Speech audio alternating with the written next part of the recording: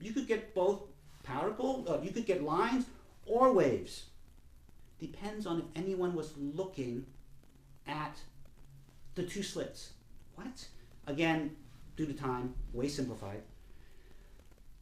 What are the implications of this? What? Why? How is this happening? In popular culture, we have a lot of terms that people now are aware of, like Schrodinger's cat, uncertainty principle. All these terms that came into popular culture flows from this moment in time, when these major thinkers were arguing it out. Well, it's very clear what the implication is. Now, at the time it was very clear too. They just weren't ready for it. What actually happened was, coming out of that, the majority of the people argue that, no, it can't mean what we clearly know what it means. So we're going to come up with a statement called the Copenhagen Integration. Copenhagen Interpretation.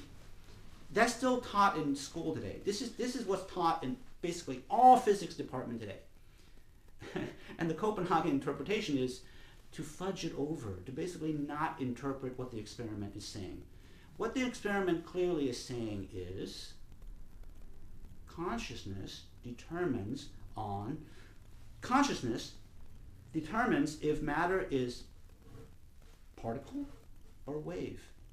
Okay, let me expand that all the way out to an area where it's simple to understand. It sounds ridiculous, but this is the logical implication of this. It means this is a chair when I'm looking at it. When I'm not looking at it, it's just fuzzy, non-differentiated energy matter. It's not anything. What? How? How is that possible? Yes, this is what the most advanced high-power physics experiments is actually telling us. Nick. Oh, hey, Nick, come on in. We knew this was going to happen, so people just come in. Fortunately, Nick actually read the book. So I did, yeah. I think of maybe the only person here today, he's already had the chance to read the book. So this will be, I don't need to refresh for you, Nick, because you already know this. Okay, I'm at the point where I'm explaining the two-slit experiment and how that basically establishes, in a scientific way, that reality is not physical. It is probabilistic. Probabilistic. To expand that out in layman's terms, to make it easy to understand. The physical universe, the way we see it today, is a consensus universe. It's a consensus reality.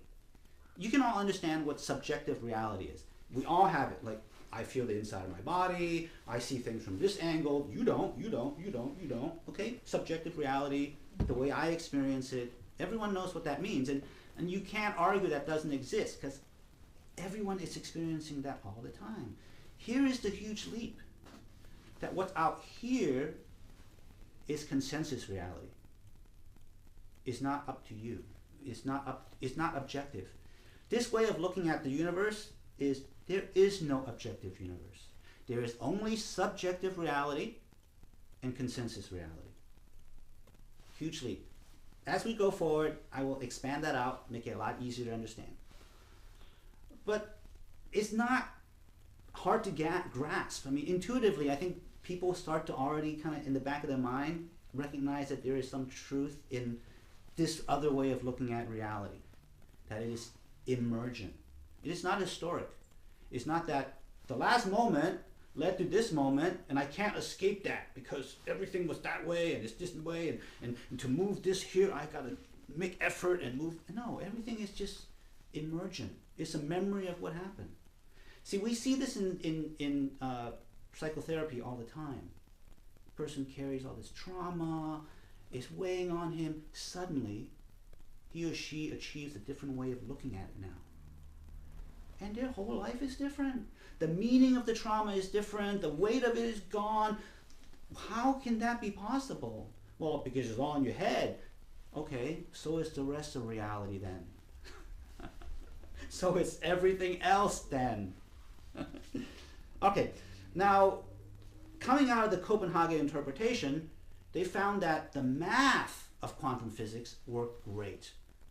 So there's a funny saying that in physics department, every year some freshman would ask like, well, doesn't this mean that nothing is real? And the professor says, shut up and calculate. Because this is what's happening now, year after year. They're teaching people, use the math that comes out of the quantum theory, but don't ask the implication. Because it's Schrodinger's cat, it'll just drive you crazy. No, go all the way through. The answer is right there. Probabilistic universe, consensus reality. No, can't teach people that. That would be subversive. But the answer is right in front of us. This is a virtual reality. Kind of like, now that there are virtual reality games, it's a lot easier for young people to grasp this philosophy, this approach, this metaphysical approach of looking at the world. You say, yeah, it's like World of Warcraft, virtual reality. You're the avatar, this is the game, the real you, the other end of that beam of light that I was saying earlier, that's the real you. That's the player out in some other dimension.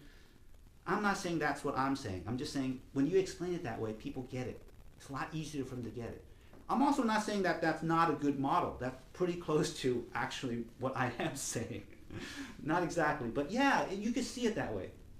We're playing a game, multiplayer game. You're here to learn something, and when you're done, you've learned it, and you go back, and then you're better, and then you go play another game somewhere else. There are a lot of physicists who are saying the same thing. Now, Tom Campbell is the one that I highlighted in the book the most. My wife and I actually went to a seminar and spoke to him, and we read his book, looked at his videos, and I strongly suggest people take a look at his work to really get the argument from the point of view of a trained physicist. He'll give you more technical detail than you can understand, unless you're a physicist yourself. Then you'll be like, oh, I get it. His approach is very intellectual, very kind of left brain, right hand, do the math, here it is. So for people who need that, I strongly suggest you go take a look at his work. There's a lot of other things that will tell you this is virtual reality. Well, first of all, anything like ghost or glitches in the matrix, PSI, telepathy. How would that? None of that should exist if it's purely physical, material universe. None of that should exist. There's a lot of actual history that people may not be aware of, but if you do a little research, it's out there. There's coverage of experiments that the Chinese did in the 80s. I actually have personal knowledge of people who were involved in some of those experiments, so I can speak to what I felt to be very, very believable testimonial from my friends who said in the 80s, the Chinese were able to get people that they labeled Qigong masters. And these Qigong masters were able to, in a scientific setting, and again, this is atheist China, so their approach was like, we're going to scientifically test it and see if it's real or not. And this actually, they were able to videotape people with their mind moving objects from one side of a glass containment to the other side. Objects, pieces of paper, film, even alive things, insects, transmitters. This was all well documented, and part of it was made unclassified by the Chinese to enable wider research.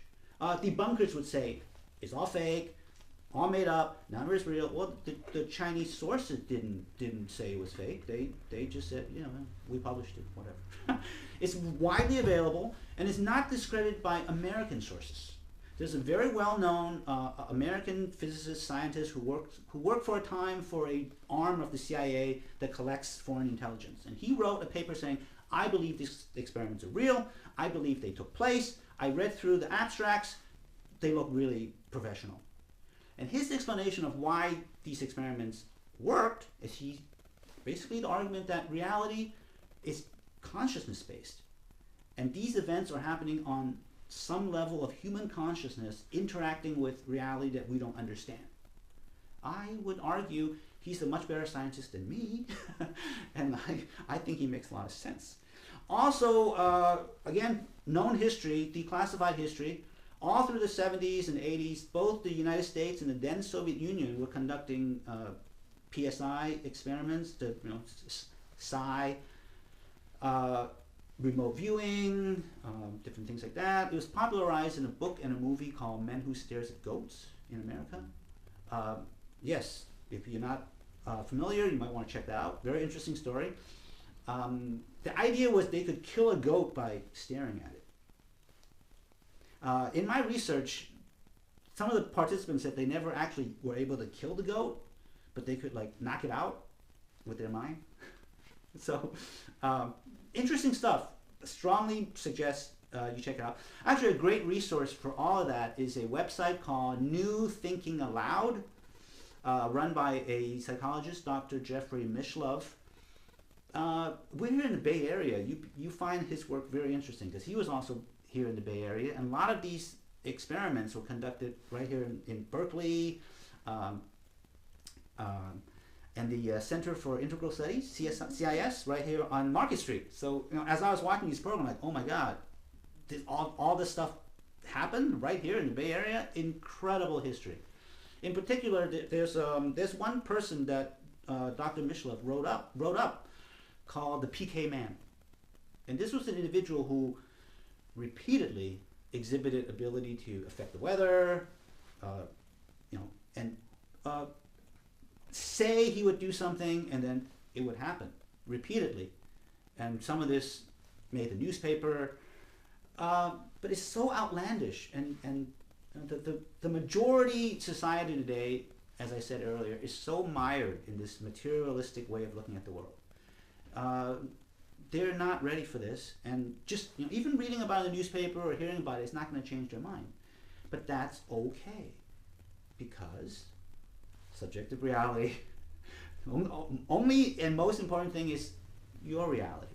And as you integrate a new philosophy, try to do different things, you will change the consensus reality around you.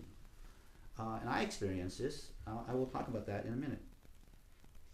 So out of all this, the key is self-knowledge, right? To understand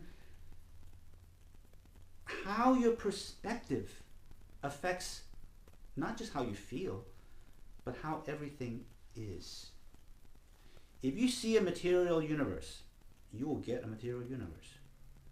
If you see a metaphysical universe, you will get a metaphysical response from the universe. Notice I said that differently.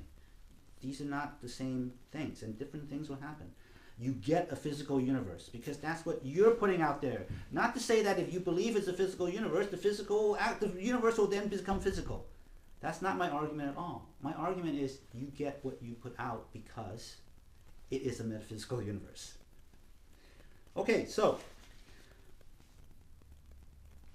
here are the arguments I make in the book. And as I was saying to, I think Rebecca earlier, I'm not trying to teach you something from outside, like this came, I am not a prophet, I didn't receive any revelation, and I am not even teaching you anything. I'm only pointing to look within yourself about this.